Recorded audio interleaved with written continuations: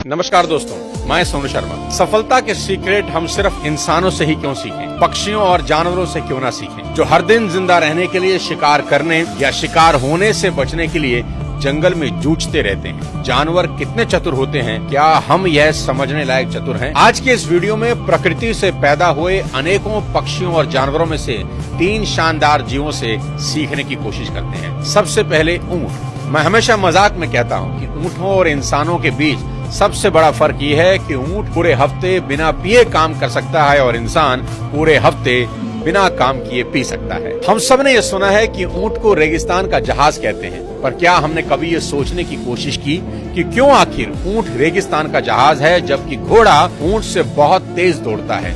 पर हम घोड़े की तारीफ में ऐसा कुछ नहीं कहते। आज समझते हैं क्यों। दोस्तों, दुनिया में कामयाबी दिलाने वाला अगर कोई सबसे बड़ा शब्द है तो वो है लगन। मतलब जब बाधाएं आपके रास्ते में आती हैं तो भी आप रुकते नहीं और अपनी दिशा में चलते ही चले जाते हैं। और अगर आप सही मायने में लगन सीखना चाहते हैं तो रेगिस्तान में जाकर ऊंट को देख लें। दूर दूर तक फैला हुआ रेगिस्तान, चेहरे पर और आंखों पर पड़ते गर्म रेत के थपेड़े, पानी का नामो निशान नहीं। सुबह से शाम तक अंगारे की तरह तपती रेत पर 30-40 मील दूर चलना, और इससे भी बड़ी बात, अपनी पीठ पर 200 किलो का वजन लाद कर चलना, और सिर्फ एक दिन नहीं, न जाने कितने दिनों तक। ऊंट हमें याद दिलाता है कि अगर हम संकल्पवान हों तो कुछ भी असंभव नहीं है।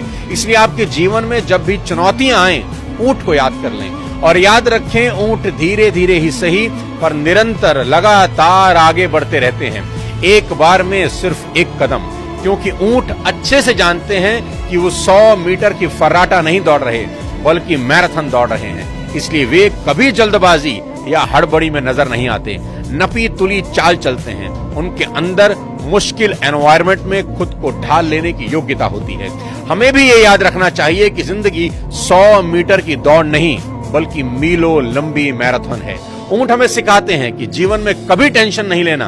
अगर लोग आपसे आगे निकल जाएं तो भी नहीं, अभी काफी दौड़ बची है। और अगर आप ऊंट की तरह धीरे धीरे ही सही पर लगातार चलते रहें तो सबसे आगे निकल सकते हैं। साथियों, जीवन छोटा दिखता है लेकिन काफी लंबा होता है, इसलिए प्लानिंग हमेशा लॉन्ग टर्म के हिसाब से ही करें। हमेशा याद रखें, सिचुएशन कितनी ही कठोर क्यों ना हो, सिचुएशन हमेशा निर्जीव होती हैं पर आप सजीव हैं। इसलिए आप अपनी सिचुएशन से ज्यादा ताकतवर हैं।